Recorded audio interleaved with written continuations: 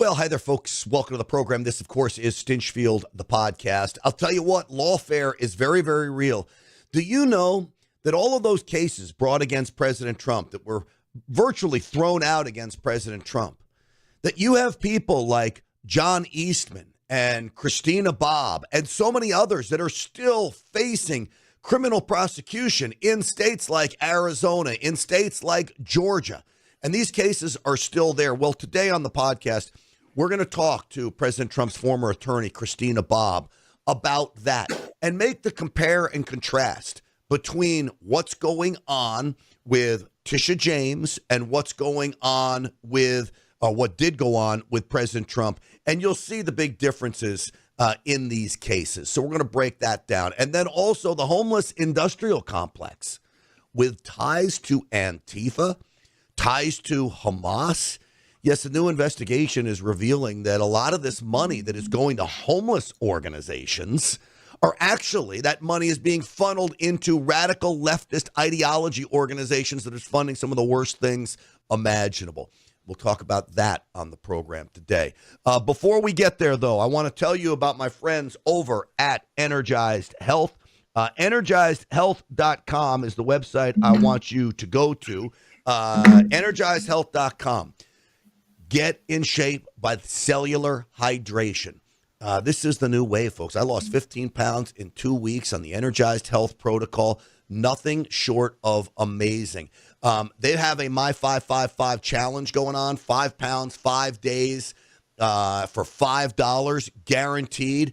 This is setting it apart. Just go to EnergizedHealth.com. Check out the website. There's a master class there as well, and learn about what getting hydrated at a cellular level can do for you. Again, 15 pounds in 2 weeks. I talk to people that lost hundreds of pounds. You're not changing your diet around all that much, a little bit. Not doing crazy workouts. There is a workout component, but it's not crazy. This is about as easy as it gets, and it'll last you for a long time, if not for the rest of your life. EnergizedHealth.com. That's EnergizedHealth.com. All right, with that, let's get the show started. Uncensored and unapologetic. This is Stinchfield. Here's your host, Grant Stinchfield. All right, it is my pleasure to welcome back to the program. Well, I'd like to say she's our friend, even though she hasn't been on a few months, but we're going to call her our friend anyway, because she is. Christina Bobb is here. She is the author of the book Defiant, Inside the Mar-a-Lago Raid and the Left's Ongoing Lawfare. And of course, a lot to unpack with that, with Letitia James and a whole lot more. Christina Bobb, welcome back to The Morning Answer. Yes, thank you so much for having me. I'm thrilled to be here. Well, it's great to have you back. And Grant and I were just talking off the air. There are so many different things that are related to the story that you really lived through. And that was, of course, during the 2024 election cycle, when President Trump had everything, including the kitchen sink, thrown at him with an unlawful raid on his home. And you were there on the scene, Christina. This is the subject of the book. So let's just start with your experience and your story for people who don't know it. Yeah, so I was President Trump's custodian of records for Mar-a-Lago. I started working for him in about March 2022. Prior to that, I was a reporter and had worked with Rudy Giuliani on the post-2020 election challenges. So even though I had just started working for President Trump, my experience with him went back a couple years. I don't even know where to begin. The story that the media has told you about what happened with Mar-a-Lago is absolutely fake. It's not real. They have lied at every turn. They never had probable cause to raid Mar-a-Lago. They never had probable cause to open an investigation. And we know that's true because the investigation was opened in Washington, D.C. When I got subpoenaed to testify, when I got interrogated and interviewed by the Department of Justice and FBI, I got hauled up to Washington, D.C., despite the fact that I was living in Florida. Everything I did was in Florida. The whole case was in Florida. But they were trying to create this Hillary Clinton email scandal, espionage-esque case against Donald Trump in Washington, D.C. The grand jury was in Washington, D.C. And so I had to testify there. But we know that they never established probable cause because they couldn't get an indictment in Washington, D.C. They never even had enough evidence to present to the jury to ask for an indictment in D.C. They presented their whole case to the grand jury in D.C. They got a D.C. judge to allow them to breach attorney-client privilege, attorney-client confidentiality, executive privilege, and then they didn't have any evidence of any crime that they could actually have the grand jury vote on. So they had to go down to Florida and completely change their case and open, a BS case that everybody knew was going to get thrown out, which ultimately did. Christina, can I ask you, a couple questions. First being, I don't understand how they were even able to subpoena you. You're one of President Trump's attorneys, just as Peter Navarro and Steve Bannon were basically working for President Trump, and they're forced to testify, and then they get convicted of testifying. I mean, I would have think there was an attorney-client privilege there. How do they make you testify? How do they get around that? Well, for my role in this case, I was the custodian of records. So, yes, I was an attorney working for him, but I was brought into this case to be a witness, to witness the transfer of documents, which I did, honestly, truthfully, cooperatively, all the things. And so they were trying to get me to say, when they were interrogating me, they were trying to get me to say that Donald Trump was trying to hide things and he didn't want to cooperate on the stuff, but that could not have been further from the truth. He showed up to the meeting himself and told them to their faces in person, you can see whatever you want. Like, what do you want? You can have anything. And they were trying to get me to somehow say that he was joking. He wasn't. Wow. Yeah, it was really twisted. They didn't have a case, which is why they had to change their tactic and move it down to Florida. And then, of course, in another matter for the 2020 stuff, I got indicted. I'm still a criminal defendant as we speak. So I love, sarcastically, love all of the outrage about Comey and Letitia James. Why isn't anyone screaming about me or Rudy Giuliani or Mark Meadows or Jeff Clark, John Eastman? We are all still facing prosecution from the 2020 election. Those cases are going well for the defense. The prosecutors are completely unraveling.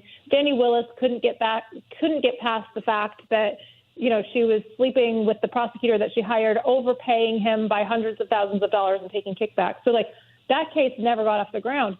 All of our cases, we're still fighting it. I mean, we've been fighting it for years at this point, and no one's crying for us. Yeah. We're talking with Christina Bobb, one of President Trump's, I guess now former attorney. But as you said, you're dealing with all these criminal cases. I've got to imagine this takes a financial toll as well. And then you've got to listen to the Democrats.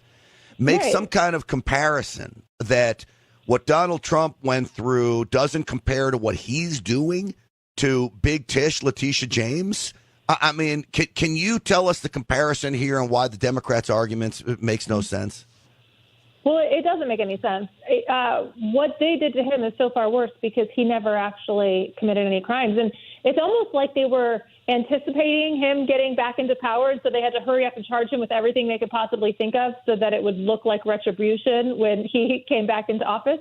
But in reality, these are just crimes that they actually committed. The difference between lawfare and justice is lawfare are cases, whether criminal or civil, that are brought for a reason other than justice. It's not the outcome of the case that you care about. It's depleting your bank account. It's defaming your opponent. It's getting him off the campaign trail. There's some other reason for the case besides the outcome of the case. That's not true with any case that you're bringing for just purposes, and that's what we're seeing with Lindsay Halligan is these two cases that she's brought with Comey and Letitia James.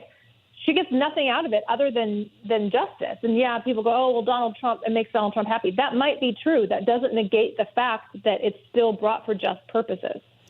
Christina, it's interesting to just think back to this time and to think back to everything you went through, you're still going through, that President Trump went through. And here we are today, and he's an incredible president. We're all so grateful that he's where he is. And I think they overplayed their hand. But my question for you is, do you have an idea about how far up this really went into Biden's Justice Department? Because he always played innocent, and maybe he was because he didn't have all of his faculties. But where did these orders really come from, Christina? Well, we know at least for the raid they came from Merrick Garland. He eventually coughed up responsibility for that. But if you remember, it took them 3 days. They never announced the raid. It was Donald Trump who announced the raid. I firmly believe they were trying to keep it quiet. They genuinely believed they could raid Mar-a-Lago without anybody knowing. And nobody knew until Donald Trump put it out. And then it took them 3 days to acknowledge it. For 3 days, the Biden White House was going, oh, my gosh, we have no – remember they played stupid? They were like, we have no idea how this happened. This is so weird. Those rogue FBI agents. Christopher Wray never said anything. And then finally, 3 days later, Merrick Garland held like a 2-minute press conference and was like, yeah, I approved it. And then he didn't have any explanation. They were not prepared for the media questions. To me, it looked very damning that they thought they could raid the president's home and do whatever they wanted with the information. The truth is they never found anything incriminating because they would have charged him with something like espionage, but they couldn't do that. 1,000%. Yeah. So they never found anything incriminating. And then they were forced to bring an obstruction of justice case, which is ridiculous because they were saying he was obstructing justice of their unjust investigation into him. It's like, wait a second. First of all, he wasn't obstructing anything. But second of all, you should never have opened the case in the first place. If you hadn't opened the case, there would have been nothing for you to charge him with. I would like to remind everybody as well, the phony fake pictures that they put out of all of those boxes. Organized. Remember those legal boxes? And I forget how many documents. It was like 12 or 16 documents that were in question. I put 16 documents in one box. And it doesn't even, I mean, obviously, 16 pages in one of those legal documents is nothing. It was a great visual for all of this. And they laid stuff out on the floor. I mean, it was literally a setup job. And I guess last question real quick because we're over on time, but I'm curious on this. Christopher Wray, he seems to be just as awful as Comey, just as culpable. I think he's worse. Maybe worse. Your thoughts on Christopher Wray? I think he's worse. I think he probably lied to the president repeatedly in his first term, and then he certainly betrayed him during the Biden administration. I think Christopher Wray, I'm not accusing him of any specific crime, but I think he is as dirty as they come. Well, that's what a lot of people are saying, especially with January 6th. I mean, think of everything that was under his watch, for sure. He lied to Congress. Yeah, Christopher Wray is a bad dude. Well, Christina, we appreciate you, and I'm encouraging everybody to get this book. If you want to know the real story behind the raid at Mar-a-Lago, get the book right now. It's available on Amazon. Defiant, Inside the Mar-a-Lago Raid and the Left's Ongoing Lawfare. You can get that today. And follow Christina as well. All you have to do is go to X, Christina_Bobb, B-O-B-B. Christina, thanks so much for joining us. We'll come back anytime. Thank you so much. Thank you. Of course. Christina does such a great job, Jen. And I'm going to tell you right now, I'm keeping my eye on Christopher Wray. We've got to do some major exposés on Wray. I think she's right, by the way, when she says worse. I mean, at least you see Comey's corruption, but I don't think a lot of people saw it until now, perhaps. Ray? Yeah. Wray is bad news. So that's what she said. Folks, I'm all about making money and making money the easy way, all right? How would you like to get up to 20% annualized income, 20% annualized interest on your investment, income paid to you monthly? This is what Get20Now.com can do for you. It's a company called NFN8. They have industrialized cryptocurrency mining. They're buying electricity so cheap. You invest with them. They, in return, pay you up to 20% annualized interest on your investment, direct deposited into your account every month. It's like cash flow while you sleep. I love this investment. I know the guys. I have invested with them, a sizable amount too, by the way, and they've lived up to their promises every step of the way. So if you don't want to take part in the wild swings of Bitcoin, but you want to get that guaranteed contractually result, Get20Now.com should be for you. I want you to talk to these guys. Talk to them directly. They're good guys. The owners will call you directly. It's not going to be some sales guy. Get20Now.com. Make sure you call them back. Answer their call when they call you. Get20Now.com. Cash flow, baby. Right into your bank account every month. 20% annualized income cannot be beat. I have started to witness something about homelessness. Okay. That piqued my interest. And then a series of events happened, or maybe I'll call it information I started receiving, that really piqued my interest. Mm-hmm. That I think I'm now seeing real evidence that the left has radicalized the homeless industrial complex to push radical causes, including Hamas. So let me go back to where this started. I was talking with Andy No. Andy No is the Antifa guy that has been exposing Antifa. The Antifa crowd wants homelessness. It's clear to them that creates the chaos on the streets in Seattle and Portland and the other areas. They can probably hide behind it, actually. They can hide behind the homelessness. So I see this tie to Antifa and homelessness. Then I'm talking with Oscar Ramirez, who is Real America's Voice correspondent south of the border, and he tells me that Antifa was down with some of the caravans when we were seeing the caravans, and he had evidence of that pushing people across, ultimately to create more chaos in America. And then I see this report from the Capital Research Center that has tracked hundreds of homeless, quote, nonprofits, and found that they are tied to very radical organizations, including groups like Hamas. Mm-hmm. So one of those groups is the Right to City Alliance. It protests through the National Homes for All campaign, but it is engaged in a joint endorsement of pro-Hamas nonprofits, and that endorsement comes through funneling money to these groups. The U.S. Campaign for Palestinian Rights gets money from the Right to the City Alliance, which is a homeless group, okay? This U.S. Campaign for Palestinian Rights, their tagline is, from Palestine to Mexico, all borders and military violence have got to go. Oh, wow. Now, what are homeless groups that are advocating to get people off the streets donating to a Hamas group? There's another group, the Autonomous Tenants Union Network. Okay, this is a group that believes, you would think, getting people off the streets would be your firm belief, right, Jen? You would think so. This is overthrowing capitalism, direct quote, is required to solving the country's homeless problem. Quote, we fight for the world without landlords and without rent. There you go. Because they think it's a housing issue. They think it's a housing issue. Mm-hmm. We fight to build tenant power in order to end the immersion of the poor and working classes that houses represents under capitalism and to contribute to the struggle to end capitalism itself. So you see what they've done is they're raising money off the homeless problem. They don't want homelessness to go away. No. But this is what's been going on, though, in the city that I live in, Los Angeles. I mean, obviously, we all watch it in Los Angeles. This has become a business for people. It's lucrative. So they rely on people suffering, and they try to make this into a housing problem, which they know that's not the case. These people are not seeking shelter. That's why they're homeless.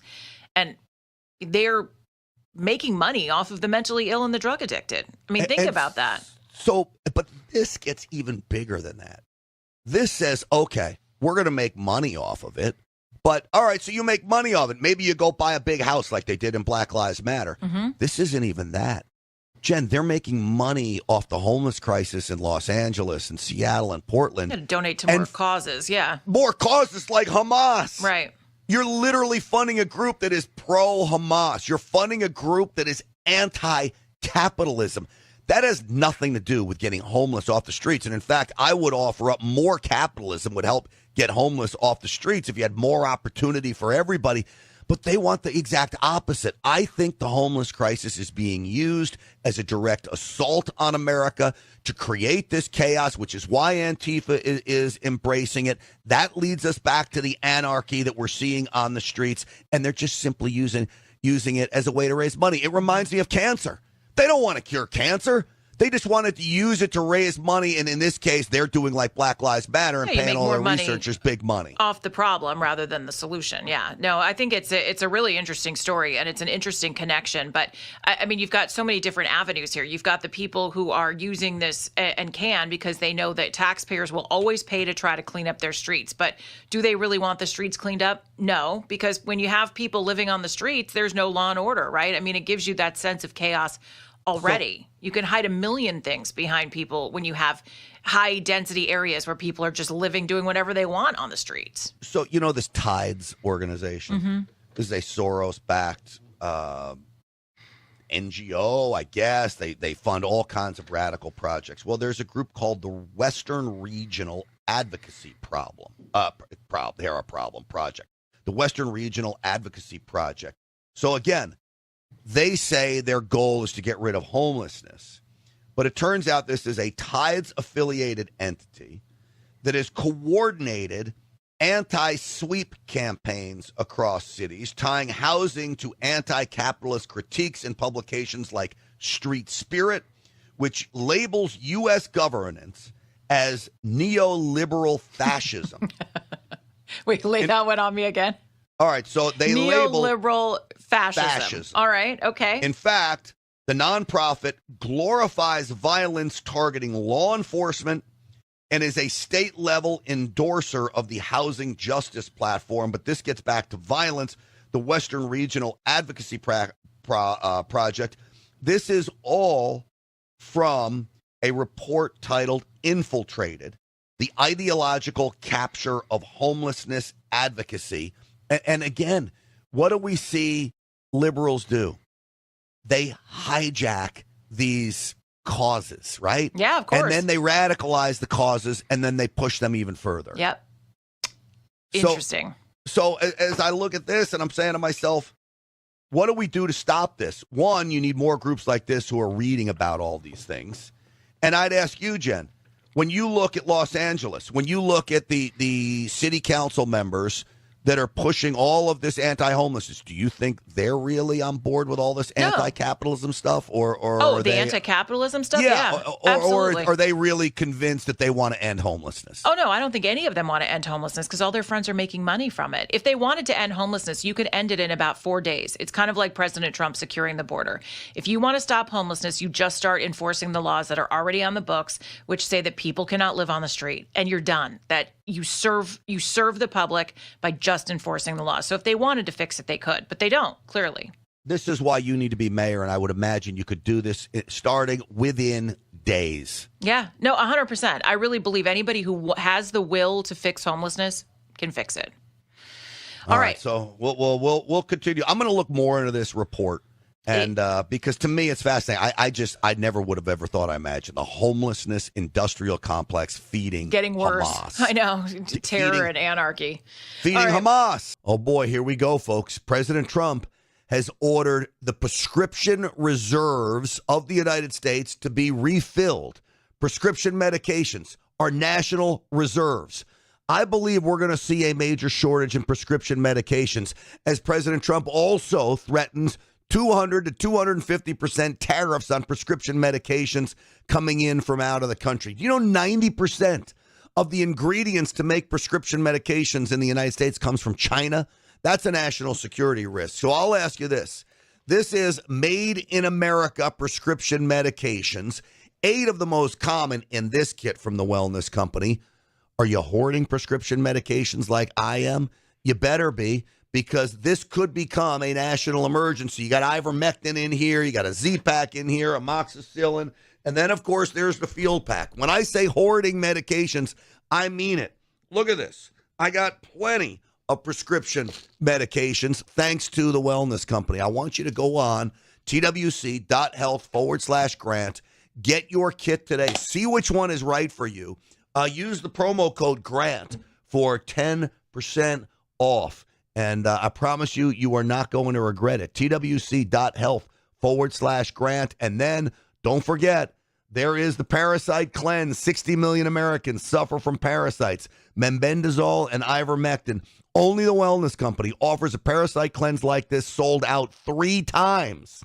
You want to get these worms out of your system? These worms right here. Let me show you. Right there. It's absolutely disgusting. That's in salmon. Well, the Parasite Cleanse can help you do it. twc.health/Grant. Use the promo code GRANT. Go through their whole website. They are great. We have a whole slew of new laws signed into law now by Gavin Newsom. And here's my prediction. I think the mainstream media is going to ignore a lot of these. They'll push the reparations because they're going to love this idea of a new commission for reparations. But everything else they're going to ignore because they're so ridiculous, and there's kind of a pushback on ridiculousness right now. Mm-hmm. And so I think you're going to see them ignore them. So I thought we should go through some of them. Yeah, and there are several that are controversial. And as you know, as the term the the term in which he can sign these bills starts to expire, that's when you start to see the really controversial ones get slipped in. So let's probably start at the top with the most controversial signing that Gavin Newsom made this last weekend. He signed Assembly Bill 495, which is allowing a broader range of, and I'm going to use air quotes here, relatives to act as caregivers for children if their parents are deported. Now, this was sold to us as a response to President Trump's immigration and deportation policies, but a lot of people are saying this is actually a way for kids to be pulled out of the clutches of their parents. It bars daycare providers from collecting immigration information as well about children or parents, and allows parents to nominate a temporary legal guardian for their child through family court. So this can be dangerous because this can even mean that the government can take control of your kid, and what they can do when they have them includes even like gender reassignment surgeries. Grant, it's crazy. They roll back. And I'm curious on this because one of the big concerns was about school. All right. So your kid's at school, you're an illegal alien. In my mind, you're an illegal alien who's an MS-13 gang member pushing fentanyl and you get arrested. But that's no fault of the 8-year-old, right? No fault of the 8-year-old. So now they're arrested. And who's going to take care of the 8-year-old? Well, anybody can go pick up the kid at school without having to show ID, without having to, this is what they were pushing. And then you take that kid home. Now, this makes it ripe for, I don't know, some violent, kidnapping, trafficking, liberal nutcase to come kidnap my kid. Yeah. And also think about this in the context of immigration. So one of the reasons, and this was one of the biggest lies that the news media told us, and I'll use Los Angeles as an example. In Los Angeles, you would have immigration agents show up to an LA Unified School District school, and they would go in and want to do a check on the child. Well, of course, LAUSD puffs out their chest. We're not allowing immigration officials into our schools. You get out of here. Well, the reason that they were doing that was not to deport 8-year-olds, Grant. They were going in, as you would know, to make sure that the kids that maybe had gone missing or they thought they were part of a trafficking scheme, they were doing a wellness check on them in these schools. That's why they were going to the school institution. So now think about this. If you have parents who are being deported, how possible is it that they could have been part of a trafficking scheme themselves? And now you've got kids being handed over to people that aren't their family. Are you making the situation even worse for these children if it was already bad to begin with? The bottom line is, this is another example of government trying to protect stupid people. Yeah. Okay, so if you don't have someone listed at every school in America, public and private, you can go into school, you can fill out a form, and I could say, Jen, you're no relation to me, but I could say, Jen Horn is allowed to pick up my child, and she's on the list. At least you know Aunt Jen is trustworthy, though. Yeah, but I mean, like, you can go into school and designate somebody. Yeah.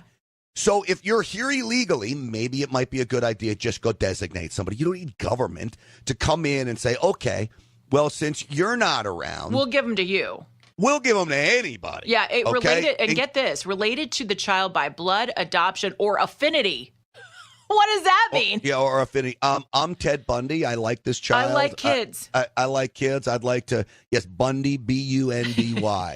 Just bring him out to my white van with no windows. It's in the school parking lot. I mean, yep. I just got it inspected. No problems. It's just disgusting. So people are really fired up about this one. Even Democrats were not happy with this law. And I think the reason it took Newsom so long to sign it is that you had advocacy groups that were really putting the pressure on him, including Pastor Jack Hibbs, who's a very powerful pastor in California, who took thousands of parents up to Sacramento to sit on the steps of Gavin Newsom's office to talk about why this was such a bad idea. But ultimately, what does he do? Signs it anyway. I would hope that common sense would take over. My problem is I don't think a lot of these schools and the people working the front desk have common sense. If somebody shows up to pick up a child and the child says, I don't know who that person is, that maybe you hold the child back until you can figure out who now, the child goes, oh, Aunt so-and-so. Okay, that's a little different than having no idea who this person is to pick up a child.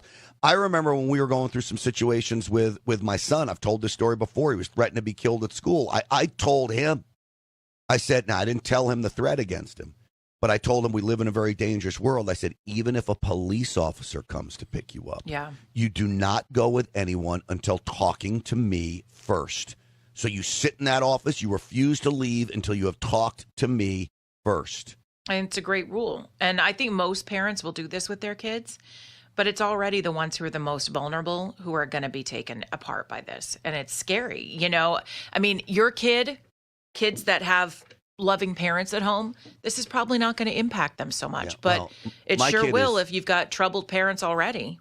My kid is 16 now, and he's 6'4", 250. Try to kidnap that one. He'll kick Mr. Bundy's rear end, that's for sure, if he tries to pick him up from school. I told him the other day, I said, hey, bucko, take out the trash.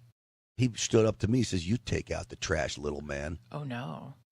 No, he didn't really say that. You know, for some reason, I still have I still have the fear into him that when I tell him to do something, but I often think, like, what if he just went rogue and said, I'm not doing it? Do you ever tell him you have that fear? Because you should never tell him about that. No, I would never. And truth is, sometimes he says, you know, I said, buddy, you couldn't. I said, and the bottom line is you may be 6'4", 250, but you can barely bench press 225, and I'm bench pressing close to 350. So I'm way stronger than you are. But that doesn't matter. That means you could bench press him, and he could bench press you. So what's the big deal? Yeah, but it's the strength. Now, God forbid we ever had to get in a grappling match with my son. Yeah, let's. That would not be good. You might be a redneck. Oh, boy. I need to do that on the back porch with the Ring camera, in my boxers in a grappling match and spilling a beer can, and that would go viral everywhere. I think so. Probably wearing a torn Hulk Hogan T-shirt. I'm hoping. That's part of my vision anyway. All right, so that's AB 495. There is also SB 79, which, we've been paying a lot of attention to because we just had the fires in January in Pacific Palisades, in Altadena, Pasadena, the Eaton Fire area. And so there was a lot of attention about different rules and regulations when you're trying to rebuild, which is not happening very much at all because there are so many regulations to fulfill. SB 79 just adds to that. So SB 79 says that that structures within half a mile of a transit hub have to be built to be multifamily structures. So basically, they have to be high-rises, multi-dwelling units if they are within a half mile of a transportation hub. This is so fundamentally wrong. Yes. This will transform California. It is impossible to build a single-family home now in a dense urban area like Los Angeles. And guess what? Everybody in Los Angeles lives within a half a mile of some kind of transportation hub. It's just the facts. It's a bus. It's a train. You're living, even Beverly Hills is going to be living this close to a transportation hub. Well, so think about this. Now they want multifamily dwellings everywhere. You're going to take suburbs and turn them into little mini cities. They're calling it densification. They're trying to reduce the cost of housing for everybody, but here's what's going to happen. None of those people pay property taxes. Now, the apartment owner does, right? So he's paying property taxes for basically everybody, and that's built into your rent. Mm-hmm. But for the most part, individuals are not paying. The real property taxes, you know how much property taxes were for those homes in the Palisades that burned down? Yeah. I mean, even the small ones. Yeah. Now, you're going to lose a lot of that. And those people that were willing to pay that kind of money are leaving. They're not coming back. Well, I also think... and they're not moving into a multifamily, a two-family home. But I think this also takes away the dream. I mean, look, people came to California to own a home, right? And now California is doing everything they can to prevent that from happening. It was already so expensive. It takes people forever. You can have a great job and it takes you forever to get into the real estate market in California because it's so expensive. And now you're telling me that all the options available to me are not going to be homes that I can buy with a yard for my dog and kids. It's going to be an apartment that you have to rent. Nobody's ever going to be able to buy anything except the very rich who want to become landlords. I'm looking at some of this. These are high-capacity transit zones. Yeah. So this transit hub has to be a high-capacity stop. So if there's any little reprieve, I don't think it's going to be the bus station on the corner, the bus stop on the corner. It's got to be a hub, like you come into a train station and There's a bus stop and a train station and all these things there. But half a mile, you know how long half a mile is in Los Angeles? And you know how when you've lived here for your entire life, as I have, you know that they create these laws and then they start making them work and benefit themselves, right? And the rest of us be damned. So I don't know. These are some doozies from Gavin Newsom. I just want to say this. I'm looking at the pictures of the Democrats who voted for this, all smiling that they got this through. This is the most dopey-looking group of misfits. And they're in the state legislature, by the way. All beta males and beta women who just – why do all Democrats look the same, Jen? You know the look I'm talking about, the dopey beta look. Because any Democrat who is in office in California has made a pact to be transactional. So that dopey smile is just doing what they're told. And that's they made a pact to be transactional. They're transactional. I'll tell you what, I am so happy to tell you about a new sponsor of mine, the cryptocode.com/Grant. This is a crypto trading system that literally takes the guesswork out of trading. It can be automated. You get trade alerts. There are the high setup probability indicators. All of it is going to be included in this system that is literally so simple to operate. So if you want steady profits, okay, if you want to build wealth, all with minimal risk, and this is the key, then the crypto code is for you. The cryptocode.com/Grant. That's the website I want you to go to. So my buddies over there are running free seminars all week. This will take you through the process. They open up the playbook for you, all right? Now, as for the trading alerts that the crypto code offers, I want you to take a look at this. This is their win rate on this. 93% of the 2,175 trade alerts they have offered up multiple times per week, okay? 2,024 wins, only 151 losses for a 93% win rate. I've gone through and I've checked the math on this, and I'll tell you what, it's nothing short of amazing. So if you want to get involved in crypto, but you don't want to risk the farm, the crypto code is for you, and you're not going to spend tens of thousands of dollars for these. You know, these trading bots can be very, very expensive.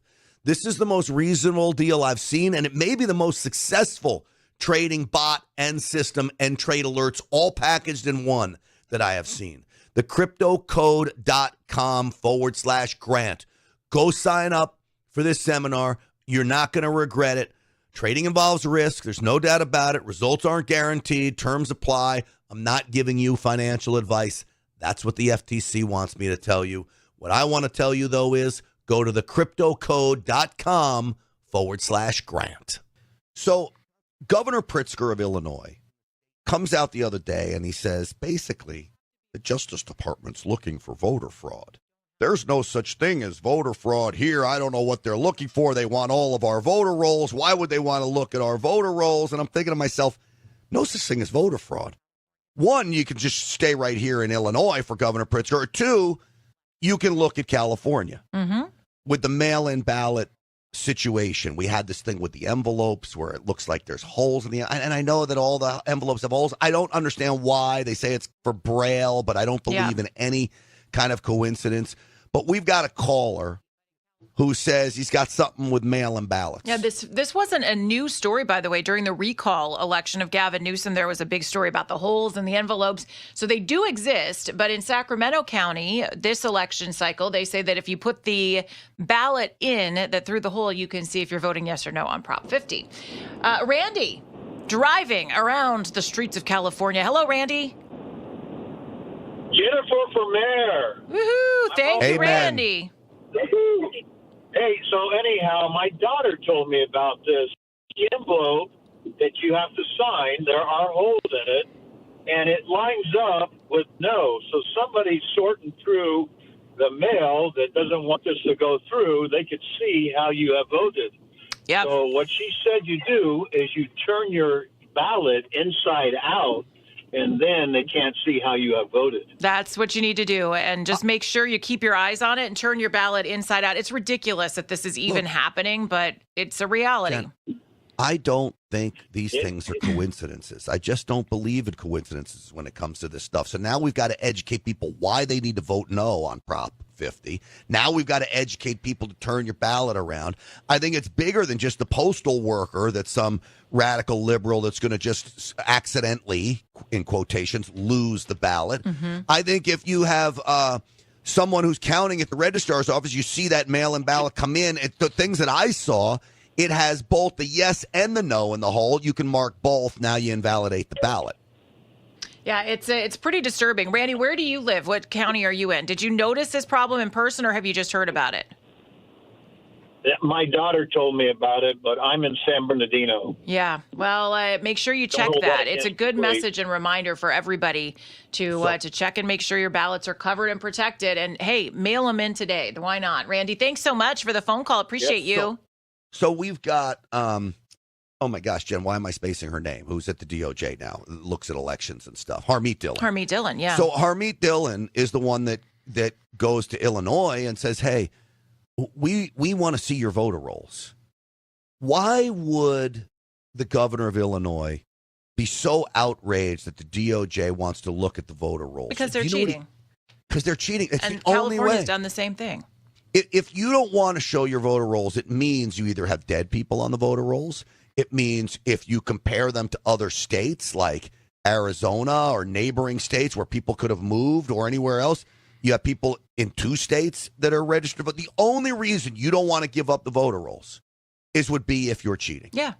You got dogs on there, dead people. You have people who have moved. I mean, I was surprised to learn that in California, if you move out of state, which a lot of people are doing these days, you actually have to enroll yourself from the voter rolls or you'll stay on there forever. Of course. And then how many people get your ballot, hold on to it, or maybe they just don't do anything with it. They toss it in the trash. Somebody picks it up. I mean, this is just the opportunity for voter fraud is there with these mail-in ballots and with bloated voter rolls. So you know how Democrats lie. Right? That's the only way they can win these battles. So one of the ways they're lying now is they're so concerned about the use of the National Guard in so many of these states. Here in Los Angeles and in other places in California, in Portland, in Chicago. So 2 things. Kamala Harris goes on TV in Illinois and she says, they have Black Hawk helicopters. You understand Black Hawk helicopters are used for only one thing. You do the math on this. Is she implying that President Trump's going to be killing those in Illinois with Black Hawk helicopters? It's so crazy. Then Governor Pritzker, same day, comes on and says, well, now the military's here. They're going to take control of the elections. And you had Roger Stone saying that we were going to have the military take control of the ballot boxes to count them, and the military would do the counting. And you know what happens then? They steal the election. You understand how far-fetched this stuff is, but is that a sign that they are just so outrageous and willing to lie, or is it a sign that they're desperate? I don't know. I think it's both. And I think anytime you think you can't win elections, it's better to pretend that someone's trying to steal it from you. I mean, I hate to say that. President Trump was right when he said it, but I think they're learning from him. And so now they're going to call into question everything that the Trump administration is doing because they want to keep their system. They're trying desperately to keep their system in place because it's the only way they win elections. This idea that President Trump is going to keep his spot in the White House in 2028 is so ridiculous. Hope so. I don't think so. Well, I would love it too. And you know what? I might enlist in the military just to take control of the White House as well. I'm gonna sign up for that duty. But the reality is, as long as we're joking about this, it's not happening. Right. It is not. It's not realistic. That's for sure. But you know what? Again, I'm here for it. But it's not happening. And Trump knows it's not happening. And that's why he is just messing with people with the Trump 2028 hats. Did you see on the shutdown what the White House, I guess it was on TikTok or Instagram, maybe on all of them. So it says, due to the shutdown, we do not have staff working on social media. Okay. So we thought as our last post, we would double down on this. And it's Elmo in a sombrero that it cuts to. I mean, cute. It's clever. When you talk about the trolling going on, that's the trolling of, yes, I'm going to keep the White House in 2028. He's trolling liberals. Yeah. All right. And they're jumping on it because they're dopes. Well, folks, that's going to do it for us. Thanks so much for watching Stinchfield, the podcast. Great to be along with you.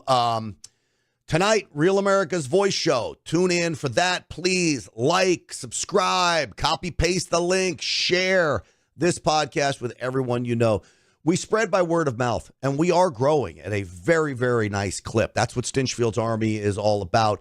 That doesn't happen without all of you, and I'm grateful for every person you share this podcast with. So please subscribe to the podcast. That's the basics. Like the podcast, basics.